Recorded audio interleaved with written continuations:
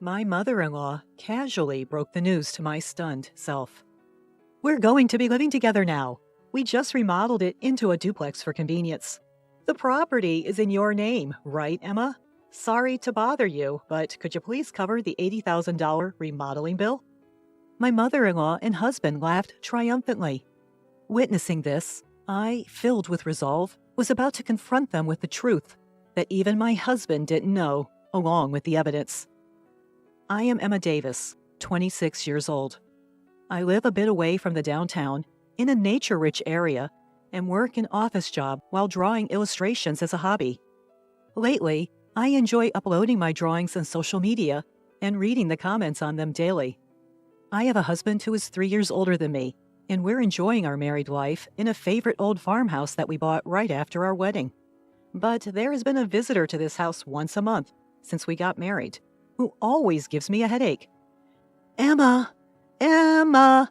I'm here! Please open up quickly! Hearing the persistent banging on the sliding front door, I rushed to it. Ah, mother-in-law. I'll open it right away.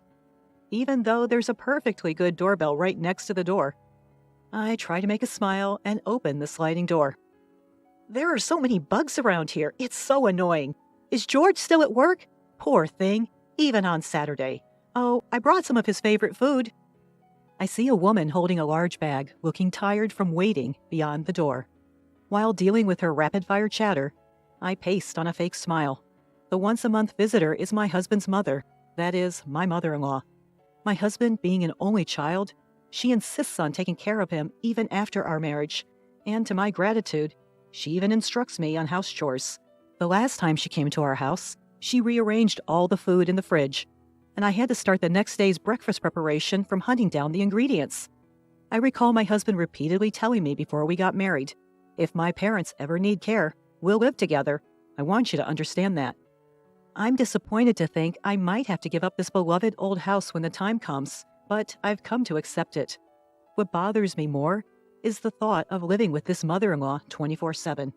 Sorry for my husband. It fills me with a bit of gloom. Fast forward 2 years into our farmhouse married life.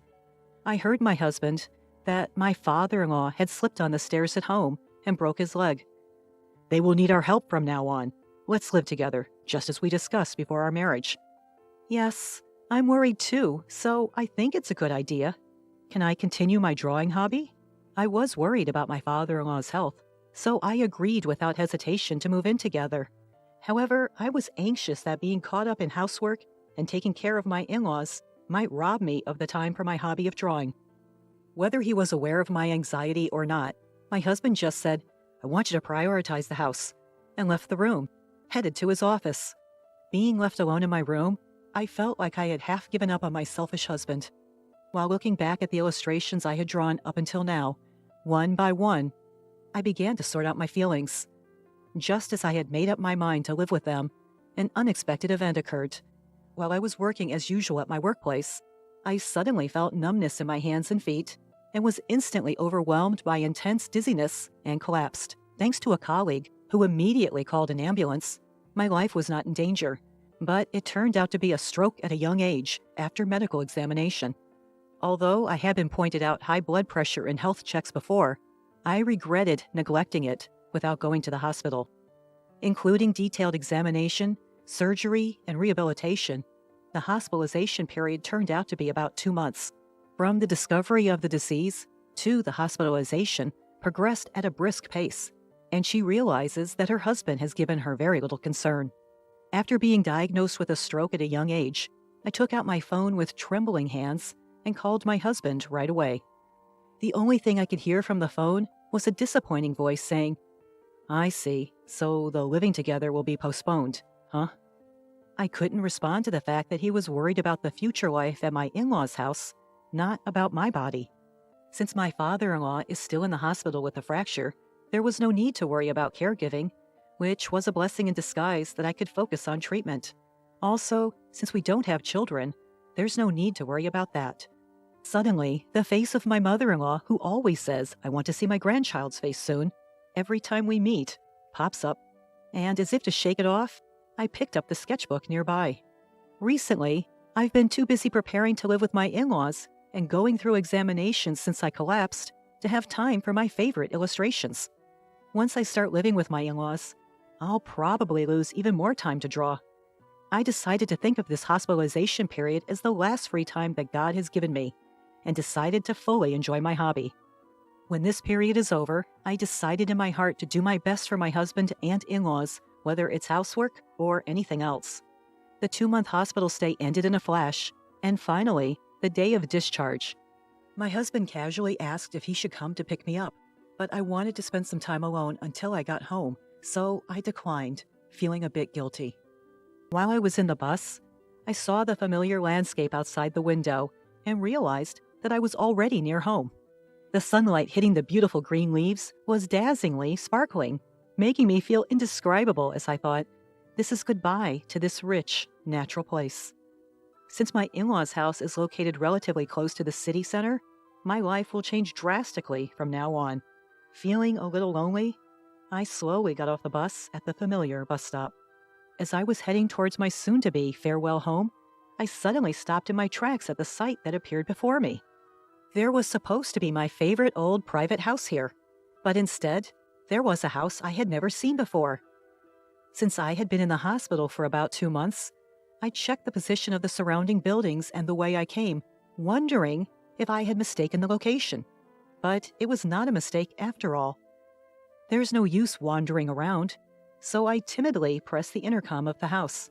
Then a familiar voice said, "Yes." The voice was undoubtedly my husband. Still feeling confused, I quietly answered, "It's Michelle," to the intercom. The front door creaked open, and my husband in his casual attire came out. "Aha, welcome home. You came home earlier than I expected. I had the day off today. I could have picked you up." "George, what happened to our house? Why has it changed so much?" I interrupted my husband, who seemed relaxed, maybe just woke up, his hair mist, to ask my question with a sense of disbelief. However, disregarding my anxiousness, George only responded with a vague, "Huh? What's up? What happened?" without intending to answer my question. Just then, I heard laughter coming from inside the house. Thinking it couldn't be, I pushed past my husband and headed toward the living room. When I opened the unfamiliar door leading to the living room, I saw my mother-in-law lying on the couch watching TV. She was clutching her stomach and laughing while watching the TV screen. "Why is my mother-in-law in this house?" "Oh, Michelle, welcome back. Hospital stays can be long, but don't worry. I took care of the house while you were gone." I wonder what this house stuff my mother-in-law is talking about. Could it be chores? Or, with an overwhelming bad feeling, I pressed my mother-in-law on why the old house had changed so much. Without showing any sign of guilt, she blurted out, "Well, we're all going to live together, right? So I just remodeled it into a duplex to make it more comfortable." The phrase, "just remodeled it into a duplex," kept replaying in my mind. My mother-in-law was always the type to interfere with our life, but I never expected her to remodel our house without permission. Moreover, weren't we supposed to start living together in my in-laws' house, which is closer to the city center? Every time my mother-in-law visited the old house here, she used to complain about the bugs and the short walk from the station. Despite that, why? A lot of things have changed. Oh, and there's something else important I have to tell you. Turning off the TV she had been watching, my mother-in-law whispered to me with a grin, "The remodeling cost a bit. I believe the title to this house is under your name, Michelle. I'm sorry, but could you handle the payment?" Chuckles, not a hint of apology in them, my mother-in-law said, "It's $80,000. And her smile deepened. Remodeling cost? The title to this house? $80,000? The unexpected words felt like a punch to the head, and I felt my legs are shaking. I can't even find the words to reply, while I was staring at her, mother-in-law, who was stunned and laughing fearlessly. My husband, who was at the entrance, opened the living room door and sneaked in. The moment I saw him, my feet naturally headed towards him, holding a faint hope that he would surely be on my side. I relayed to my husband exactly what my mother-in-law had said, clinging to a desperate hope for his reaction. But all I received from him was a cold response. "Well, that's about right. Take care of it, will you?" That's right. That's the kind of man he is. When I collapsed from a stroke, he was more concerned about our living arrangements than my health. He's a man who will stop if his mother says green means stop, and will go if she says red means go.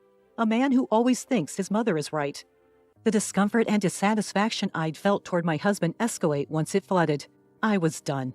I thought from the bottom of my heart, I would throw this family. I understand now, George. I am going to divorce you. And mother-in-law? No, Cecilia. Please handle the renovation costs on your own. After declaring this all at once, I turned my back on them and moved to leave the room as quickly as possible. But it seemed they weren't going to let me go so easily. I've been losing interest in you anyway, so it's no big deal. But remember, this house is in your name, Emma, so you have a responsibility to pay. That's right. Feel free to leave, but please settle your dues first. I was astonished at the two of them who selfishly made their claims. I cannot help but let out a sigh. Surely, if I turned around, I'd see their smug faces grinning in victory. I refused to look back, standing tall as I replied, You keep saying the house is in my name, George, but did you forget? The ownership has been transferred to you. I revealed the truth. However, they only laughed at me and believed I was lying, just to avoid paying. That's when I brought up how George had asked me to change the property's ownership when we got married, as he didn't want the house to be in his wife's name for appearance's sake. Since I didn't particularly care about the property title, I had immediately transferred it to his name. Upon hearing this, the laughter of the two who had been so complacent until now abruptly stopped, and I could feel the panic gradually setting in. I don't recall saying such a thing. There's no proof anyway. Anticipating this response, I turned back to face them, walked past them, and opened a drawer of a shelf from our old house. Let's see. It should be somewhere around... here it is. This is the proof. I took out a document from the drawer where the property and the house ownership were listed and showed it in front of their faces. When I carefully pointed to the part that said the ownership was in George's name, my husband's face turned pale. That's fraud. I never thought you'd actually do it, and I definitely can't pay such a huge sum of $80,000. I was disgusted with my husband, who started yelling as soon as he realized the payment obligation was on him. Since a decent conversation seems impossible, let's communicate through lawyers from now on. Cecilia, your son seems to be in quite a pickle, so please take good care of him from now on. Beside my loud husband, I smiled at my mother-in-law, who was standing dazedly, and finally turned my back on them, leaving their home for good. After that, my husband called several times, but I chose to ignore him entirely, decide to communicate formally through a lawyer. Given our already strained relationship and problems with my mother-in-law, the divorce was settled without any issues. In addition, regarding the matter that my husband insistently shouted when he left, change of name is a fraud, was decided that there was an agreement between us because it was changed when they got married 2 years ago. My lawyer assured me with a smile that this is neither fraud nor anything illegal. With that, all the uncertainty inside me was completely dispelled. It seemed that the cost of renovating that house was supposed to be paid in full by me as soon as I got discharged from the hospital. Wanting to applaud, I now appreciate the well-crafted, spiteful act of pushing me into hell just after I had endured surgery and rehabilitation and finally got discharged due to illness. In the end, since the house was in my husband's name, it was his duty to make the lump sum payment, and he ended up strangling himself. In addition, I was able to secure alimony after the successful divorce. My husband, who had been hit with a claim for a total amount that he could not possibly pay off, had either borrowed money from dangerous places or hadn't. While I was fighting with my husband and mother-in-law, I received an apology from my father-in-law, Bob, who had been hospitalized with a broken leg, saying, "I'm sorry for my wife and son's behavior." Of course, it didn't seem that Bob was involved in this matter. However, there's no denying that for 2 years after our marriage, he had ignored his wife and my cold husband. After replying briefly to Bob's message, I decided to cut all ties with that family and start a new life. Since then, my health has gradually improved, and I was able to return to work. When I was married, I used to draw illustrations while being mindful of my husband's gaze, but now I can immerse myself in it as much as I want, whenever I want. Originally, I was just drawing as a hobby, but now I get job offers from the social networking site where I post my illustrations, and I now spend more time drawing for work than for pleasure. Now I'm heading to see an old farmhouse in a somewhat rural town. My current dream is to buy this old farmhouse with the alimony from my husband and my savings, and to open an art studio. Today, I'm about to take the first step towards this dream. On the bus, as I gazed out at the scenery, I found myself recalling that day. The day I left the hospital changed my life forever. The abundant natural scenery outside is the same as that day, but my feelings are clear, and I'm excited about the new life that's about to begin. The leaves on the trees, illuminated by the sunlight, look so bright that they dazzled.